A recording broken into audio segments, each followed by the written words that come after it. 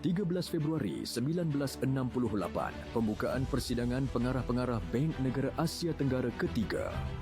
Pada hari ini, dalam tahun 1968, pembukaan persidangan pengarah-pengarah Bank Negara Asia Tenggara ketiga disempurnakan oleh Yang Teramat Mulia Tunku Abdul Rahman Putra Al-Haj, Perdana Menteri di Wisma Putra, Kuala Lumpur. Persidangan yang julung-julung kali diadakan di Malaysia ini dihadiri oleh wakil daripada 9 buah negara iaitu Malaysia, Indonesia, Filipina, Singapura, Vietnam Selatan, Thailand, Nepal, Ceylon dan Laos. Antara perkara yang dibincangkan adalah mengenai fungsi utama bank pusat di setiap negara iaitu menjalankan dan melaksanakan polisi kewangan negara khasnya dalam usaha mendapatkan wang untuk projek-projek pembangunan yang penting.